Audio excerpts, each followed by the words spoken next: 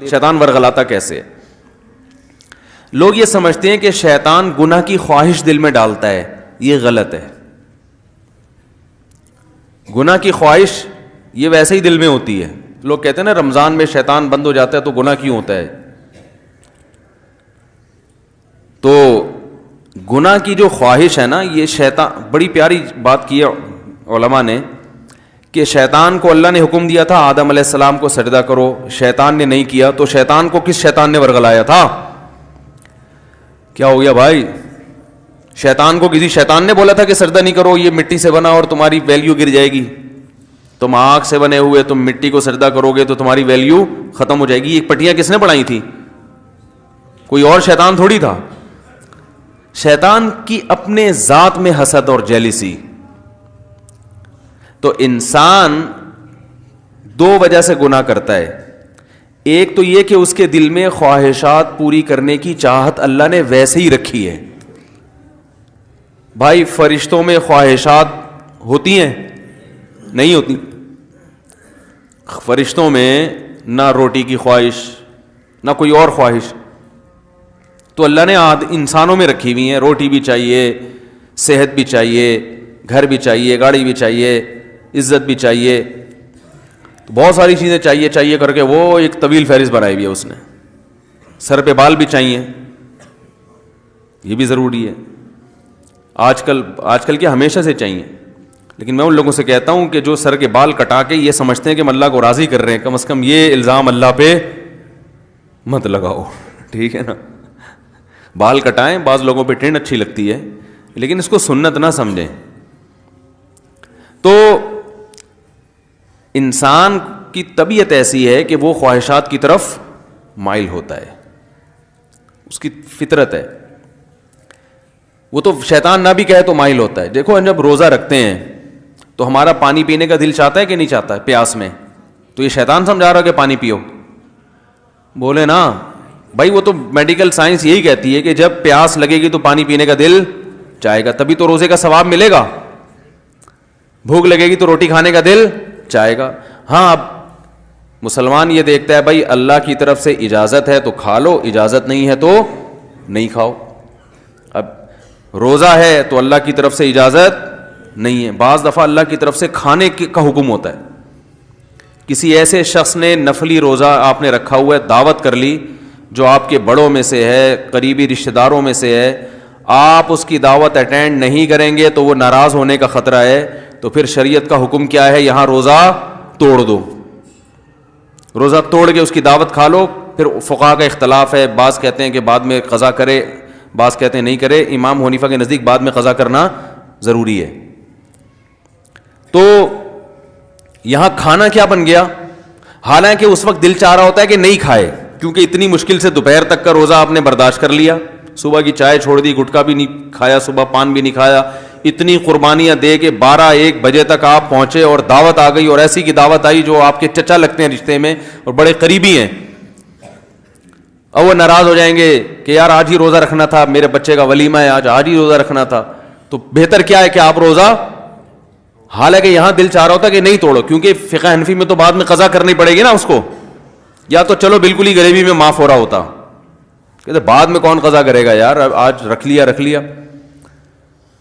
تو خواہشات، یہ شیطان نہ بھی ہو تو انسان کے دل میں اللہ نے خواہشات کا ایک سمندر رکھا ہے.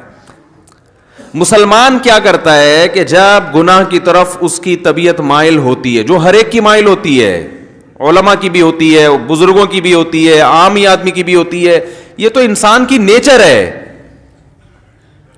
بھائی بھوک لگی ہوگی تو روزے میں دل شدید بھوک لگ رہی ہے آپ کو. دیکھو جب رمضان گرمیوں کا روزہ ہو اور دسترخوان پہ بیٹھے ہوئے ہوں، سامنے چاٹ اور پتہ نہیں کیا کیا چیزیں مزے کی رکھی ہوئی ہوتی ہیں، تو مفتی صاحب بھی ٹائم دیکھ رہے ہوتے ہیں نا جلدی، یار کتنا ٹائم رہ گیا، کیا خیال ہے؟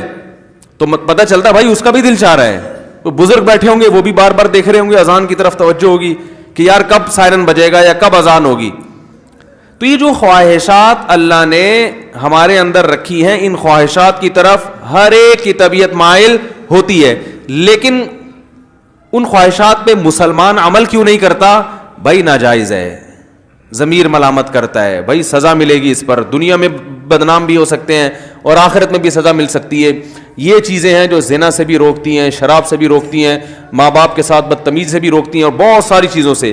شیطان کیا کرتا ہے کہ جب آپ بریک لگا رہے ہو نا اس کے انجام کو دیکھ کے، تو شیطان اس کا بھیانک انجام پہ ایک چمک پٹی جو ہے نا یا ایک خوبصورت چادر لگا کے اس بھیانک انجام کو خوبصورت کر کے دکھا دیتا ہے.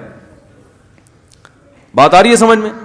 شراب پینے والا جو پہلی دفعہ شراب پیتا ہے تو اسے پتا ہوتا ہے کہ یہ غلط ہے،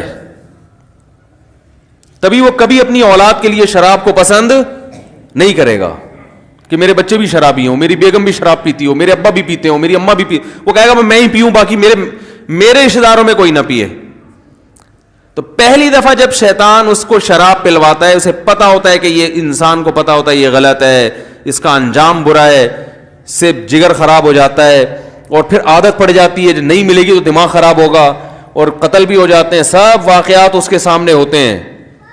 لیکن وہ یہ کہہ کے پیتا ہے کہ شیطان اسے کہتا ہے اگر تم نے یہ لذت حاصل نہیں کی اور اس کے بغیر ہی دنیا سے چلے گئے تو یہ مزہ تو بولو بھائی رہ گیا.